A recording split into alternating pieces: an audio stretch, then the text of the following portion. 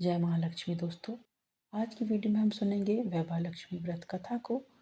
तो चलिए कथा का श्रवण करते हैं। जब भी माँ लक्ष्मी जी की पूजा की जाती है तो श्री यंत्र की पूजा अवश्य की जाती है। तो वैभव लक्ष्मी के व्रत में सबसे पहले श्री यंत्र को प्रणाम करें, माँ लक्ष्मी जी को प्रणाम करें, उसके बाद कथा का श्रवण करें। तो चलिए कथा का श्रवण करते हैं। एक बड़ा शहर था। इस शहर में लाखों लोग रहते थे। पहले के ज़माने के लोग साथ साथ रहते थे और एक दूसरे के काम आते थे। पर नए ज़माने के लोगों का स्वरूप ही कुछ अलग सा है। सब अपने अपने काम में व्यस्त रहते हैं। किसी को किसी की परवाह नहीं है। घर के सदस्यों को भी एक दूसरे की परवाह नहीं होती। भजन कीर्तन भक्ति भाव दया माया परोपकार जैसे संस्कार कम हो गए। शहर में बुराइयां बढ़ गई थी। शराब जुआ रेस व्यभिचार चोरी डकैती वगैरह बहुत गुनाह शहर में होते थे। कहावत है कि हजारों निराशा में एक अमर आशा छिपी होती है। इसी तरह इतनी बुराइयों के बाद शहर में कुछ अच्छे लोग भी रहते हैं। ऐसे अच्छे लोगों में शीला और उसके पति की गृहस्थी मानी जाती थी। शीला धार्मिक प्रकृति की और संतोषी थी। उसका पति भी विवेकी और सुशील था। शीला और उसका पति ईमानदारी से जीते थे। वे किसी की बुराई नहीं करते थे और प्रभु भजन में अच्छी तरह अपना समय व्यतीत कर रहे थे। उनकी गृहस्थी एक आदर्श गृहस्थी थी और शहर के लोग उनकी गृहस्थी की सराहना करते थे। शीला की गृहस्थी इसी तरह खुशी खुशी चल रही थी। पर कहा जाता है कि कर्म की गति अटल है। विधाता के लिखे लेख कोई नहीं समझ सकता। इंसान का नसीब पल भर में राजा को रंक बना देता है और रंक को राजा बना देता है। शीला के पति के अगले जन्म के कर्म भोगने बाकी रह गए होंगे कि वह बुरे लोगों की दोस्ती कर बैठा। वह जल्दी से करोड़पति होने का ख्वाब देखने लगा, इसलिए वह गलत रास्ते पर चल गया और करोड़पति होने की बजाय वह रोड़पति बन गया। यानी रास्ते के भिखारी की समान उसकी हालत हो गई थी। शहर में शराब जुआ रेस चरस गांजा वगैरह बुराइयां फैली हुई थी। उसमें शीला का पति भी फंस गया। दोस्तों के साथ उसे भी शराब की आदत हो गई। जल्द से जल्द पैसा वाले बनने की लालच में उसने बुरे दोस्तों की संगत करी और इस तरह बचाई हुई धनराशि जुए में हार गया। शीला सुशील और संस्कारी स्त्री थी। उसको पति के बर्ताव से बहुत दुख हुआ, किंतु वह भगवान पर भरोसा करके बड़ा दिल रखकर दुख सहने लगी। कहा जाता है कि सुख के पीछे दुख और दुख के पीछे सुख आता ही है, इसलिए दुख के पीछे सुख आएगा ही। इसी श्रद्धा के साथ शीला प्रभु कीर्तन में लीन रहने लगी। इस तरह शीला असहाय दुख सहते सहते प्रभु भक्ति में वक्त बिताने लगी। अचानक एक दिन दोपहर को उनके घर पर किसी ने दस्तक दी। शीला सोच में पड़ गई कि मुझ जैसे गरीब के घर इस वक्त कौन आया होगा। फिर भी द्वार पर आए हुए अतिथि को आदर करना चाहिए। ऐसे आर्य धर्म के संस्कार वाली शीला ने खड़े होकर द्वार खोला। देखा तो सामने एक माँ जी खड़ी थी। वे बड़ी उम्र की लग रही थी, किंतु उनके चेहरे पर अलौकिक तेज निखर रहा था। उनकी आंखों में मानो अमृत भरा हुआ हो। उनका भव्य चेहरा करुणा और प्यार से छलकता था। उनको देखते ही शीला के मन में अपार शांति छा गई।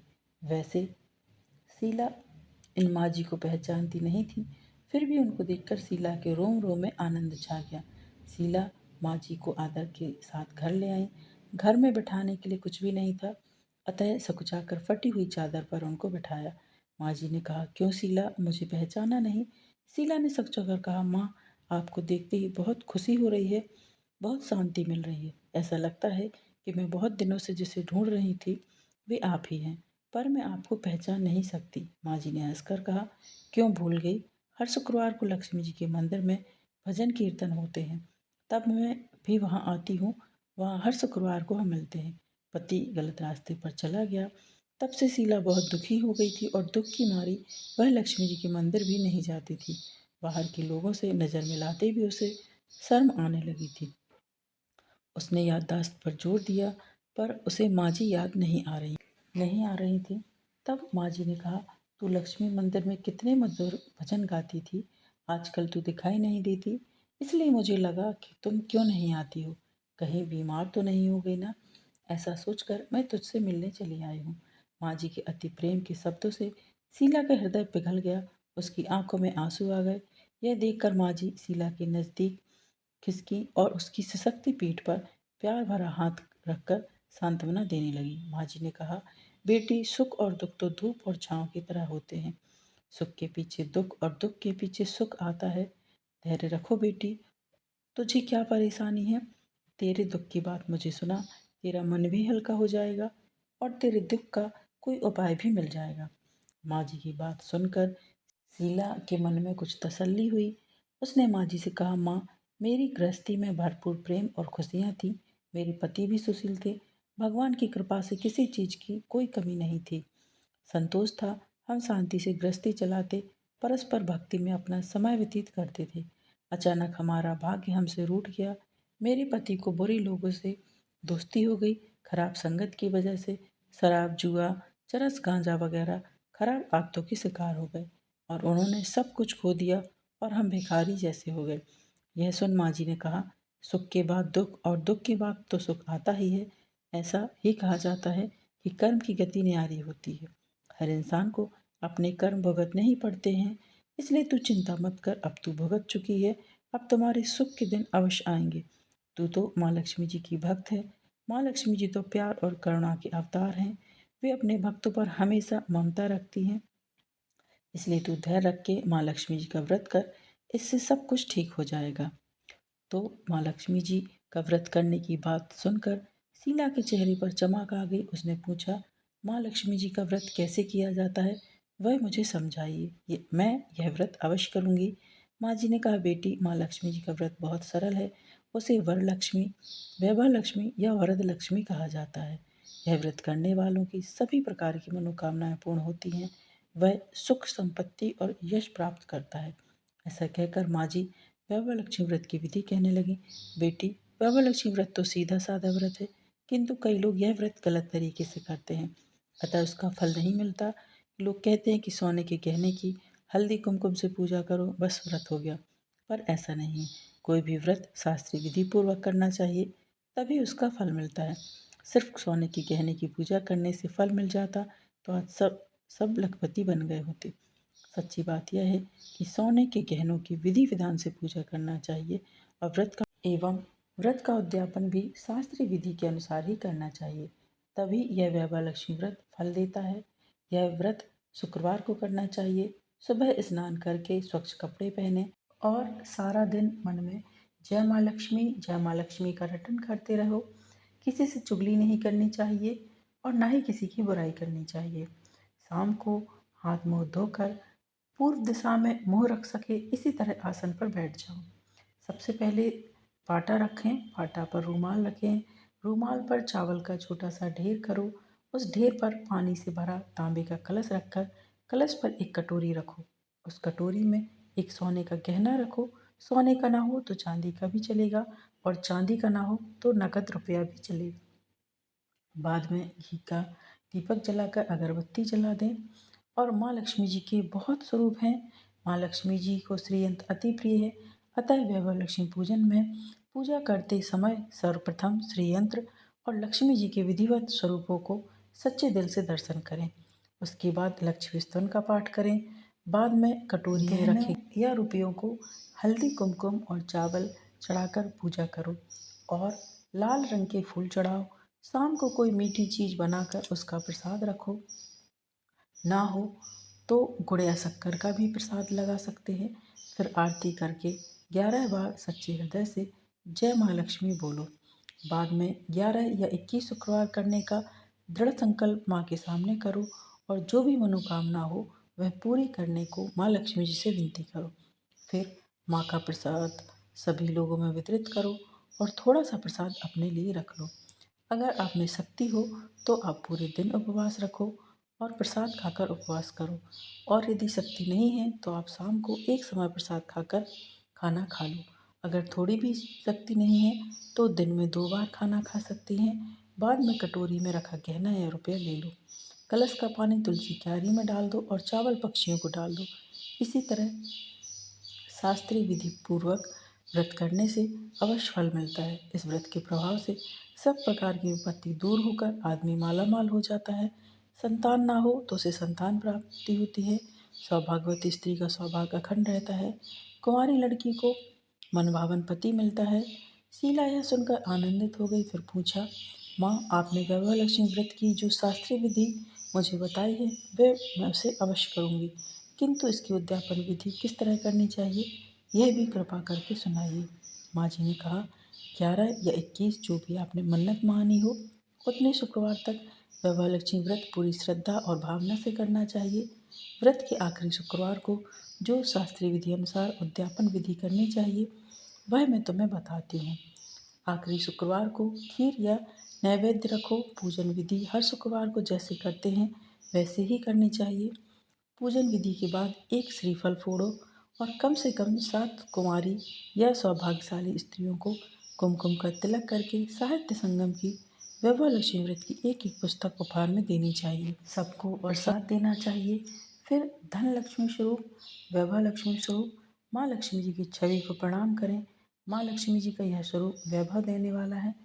प्रणाम करके मन ही मन भावुकता से माँ को प्रार्थना करते वक्त कहें कि हे माँ धनलक्ष्मी, हे माँ वैभव लक्ष्मी, मैंने सच्चे हृदय से आपका वैभव लक्ष्मी व्रत पूर्ण किया है, तो हे माँ हमारी जो भी मनोकामना हो वह पूर्ण कीजिए। मेरी समस्त प्रकार की मनोकामनाएं पूर्ण कीजिए, हमारा कल्याण कीजिए। जिसे संतान ना हो उसे संतान दीजिए। सौभाग्यशाली स्त्री का सौभाग्य अखंड कीजिए।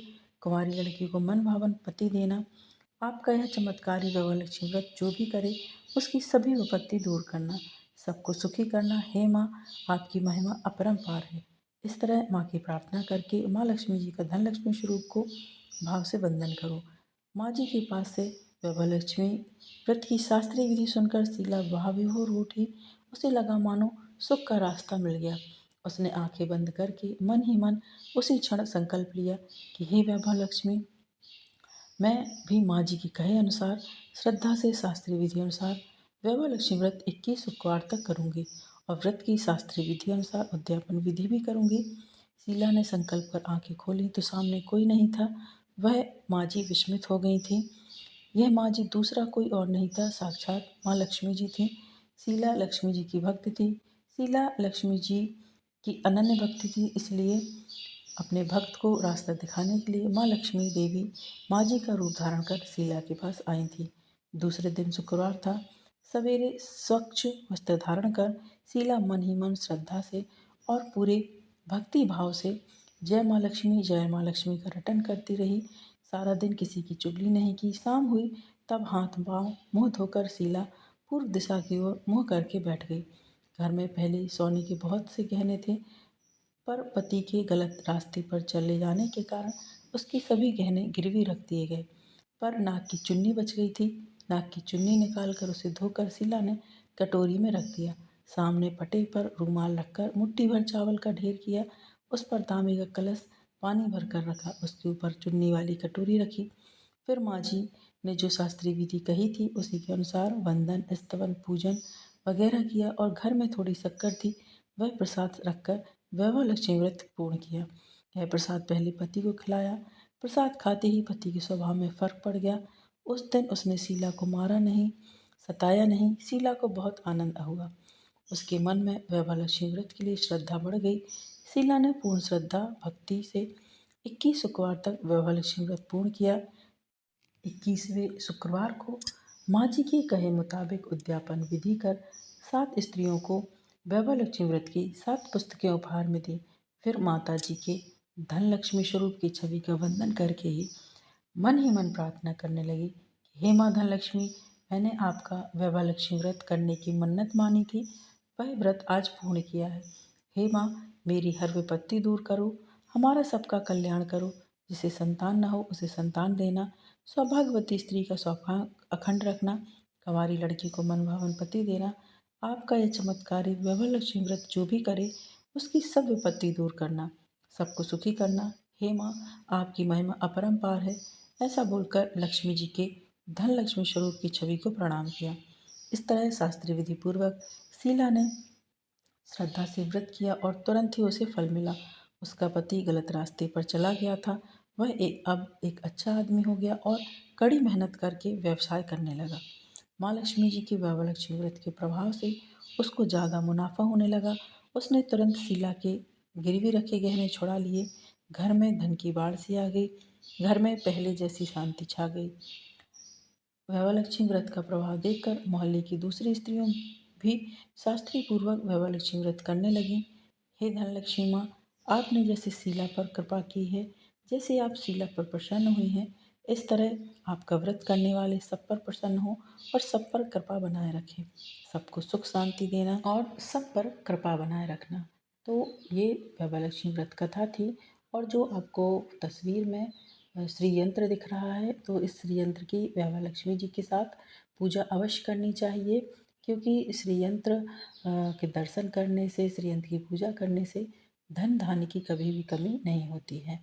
तो यदि आपको आज का वीडियो, आज की कथा पसंद आई है दोस्तों, तो वीडियो को लाइक कीजिए, शेयर कीजिए अपने दोस्तों के साथ, अपने परिवारजनों के साथ, ताकि उन तक भी वीडियो पहुँचे और वो भी वैवालक्ष्मी से संबंधित संपूर्ण जानकारी को प्राप्त कर सकें, संपूर्ण कथा का श्रवण कर सकें। और यदि आप चैनल पर नए हैं तो चैनल को सब्सक्राइब अवश्य करें, साथ ही बेल आइकन को प्रेस करें। इससे ये होगा कि मैं कोई भी वीडियो अपलोड करूँगी तो इसकी नोटिफिकेशन सबसे पहले आपके पास पहुँच जाएगी। आगामी व्रतों एवं त्योहारों की जानकारी के लिए चैनल पर बने रहें। मिलते हैं नेक्स्ट वीडियो में दोस्तों। हर हर महादेव, श्री मन्नारायण, जय माँ लक्ष्मी।